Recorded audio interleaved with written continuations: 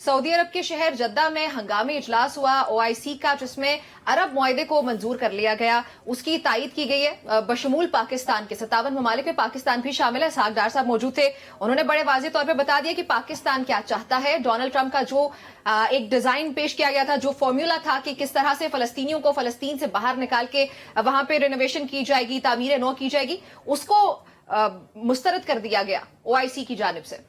तो अब हुकूमत इसको कैसे आगे लेके चलेगी, पाकिस्तान का मैं जानना चाह रही हूँ।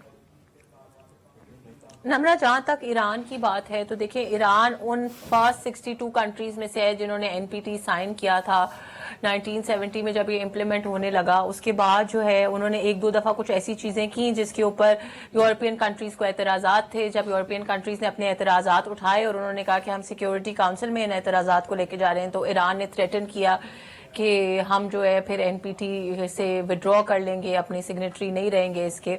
सो बात ये है कि पाकिस्तान का, जहां तक आपने क्योंकि मुझसे पूछा कि स्टांस पाकिस्तान का, देखिए पाकिस्तान जो है ना वो डायरेक्टली इफेक्टेड होगा अगर अमेरिका और ईरान के दरमियान कोई भी किसी किस्म की भी कशीदगी बढ़ती है।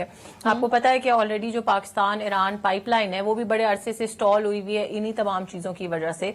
हालांकि अगर वो प्रोजेक्ट आगे चला जाता है तो बहुत सी चीजें बेहतर हो सकती है पाकिस्तान में, गैस की फराहमी और चीजों के हवाले से। लेकिन क्योंकि पाकिस्तान डायरेक्टली इम्पैक्टेड है और पाकिस्तान की जनरली पॉलिसी, इससे पहले के साथ साथ फिर मुझसे वो डॉक्यूमेंट मांगे फॉरेन ऑफिस का, generally Pakistan believes in peace, Pakistan wants peace in the region. Pakistan ये चाहता है, पाकिस्तान ये भी नहीं कहेगा कि ईरान की सॉवरेनिटी को हम डैमेज करें, लेकिन ईरान की सॉवरेनिटी को साथ रखते हुए पाकिस्तान ये नहीं चाहता कि NPT की किसी तरह की, वो लोग जो उन्होंने साइन खुद किया है तो वो उसको किसी तरह से भी उसको तोड़े। लेकिन अमेरिका से भी यही कहा जाएगा कि ये चीज डायलॉग के जरिए, बेहतर बातचीत के जरिए हल कर ली जाए। तो ये सबके जी मैं ये जानना चाह रही हूँ, ईरान वाले मामले में तो चले पाकिस्तान रेलेवेंट है ये नहीं, वो एक अलग डिबेट है। लेकिन अभी अगर जो मैं बात कर रही हूँ सऊदी अरब में होने वाले OIC के इजलास की, फलस्तीन वाले मामले पे कितना रेलेवेंट है पाकिस्तान? देखिए नम्रा, मैं समझती हूँ कि मुझे बहुत खुशी हुई जब मैंने ये देखा कि OIC में तमाम मुस्लिम कंट्रीज ने एक, देन अगेन साथ साथ को तो अच्छी नहीं लगती ऐसी यूनिटी की बातें, लेकिन यूनाइटेड फ्रंट दिखाया, तो ये बहुत अच्छी बात है। क्योंकि बहुत अरसे से मुझे याद है कि जब हम आपस में भी कई सालों से, बल्कि मुझे लगता है बड़े होते हुए सबसे ज्यादा जो बात मैंने सुनी सियासी तौर पे इंटरनेशनल रिलेशंस की, उसके ऊपर तो हमेशा से ये सुना जाता था कि जी जब तक मुस्लिम उम्मा इकट्ठी नहीं होगी हम इन मसाइल को हल नहीं कर सकते।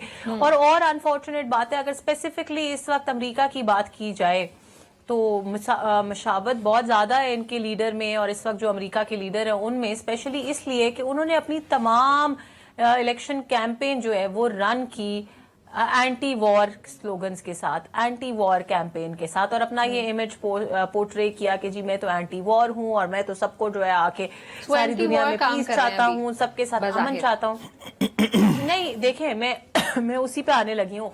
लेकिन अगर उनको ये लगता है कि फलस्तीनियों को डिस्प्लेस करके उनके अपने मुल्क से, उनकी अपनी सरजमीन से निकाल के कहीं और जो है वो प्लेस कर देना जो है ये एंटी वॉर काम है उनके लिहाज से, तो फिर ये बड़े अफसोस की बात है। एंड ऑल्सो हमें ये भी पता है कि इस वक्त जो मोहम्मद बिन सलमान है, जो सऊदी वली अहद हैं, उनके साथ जिस तरह का कमेंट सऊदी को दिया गया ट्रंप की तरफ से कि जी आप उन सबको ले आए और एक पैलेस्टीन कॉलोनी बना लें यहाँ पे, all of these are very unfortunate thing. और सिविलाइज्ड लीडर्स, मुझे अफसोस के साथ कहना पड़ा कि सिविलाइज्ड लीडर्स इस तरह से नहीं कहते। तो सिर्फ पाकिस्तान का नहीं, इस वक्त हर मुस्लिम मुल्क का बड़ा अहम रोल है। क्योंकि जी साथ साथ बरतानिया, फ्रांस, इटली ने भी तायीद कर दी है OIC का जो इजलास हुआ उसमें जो अरब एक डिजाइन पेश किया गया है गजा मंसूबे से मुतालिक। सो इस पे अब अमेरिका का क्या रिएक्शन होगा? ये कोई प्रेशर बिल्डअप कर पाएंगे अमेरिका पे? देखिए, अगर आप जो दूसरा इससे भी ज्यादा यूरोप के लिए इंपॉर्टेंट इशू है, फलस्तीन भी बड़ा जरूरी इशू है, लेकिन फलस्तीन दुनिया के दीगर ममालिक जिसमें पाकिस्तान जैसे ममालिक, ईरान जैसे दीगर मुस्लिम ममालिक शामिल हैं, हमारे लिए ज्यादा बड़ा इशू है। यूरोप के लिए फलस्तीन से ज्यादा बड़ा इशू यूक्रेन है, क्योंकि वो नेटो और रशिया की और यूरोप की जो ओल्ड स्टैंडिंग एक वॉर टेरिटरी है उससे रिलेट करता है। وہاں پہ تمام یورپین لیڈرز نے بلا کے زیلنسکی کے ساتھ اظہار یکجہتی بھی کیا. اس میں کینیڈا بھی شامل ہوا, دنیا کے دیگر ممالک نے بھی اس کا ساتھ دیا.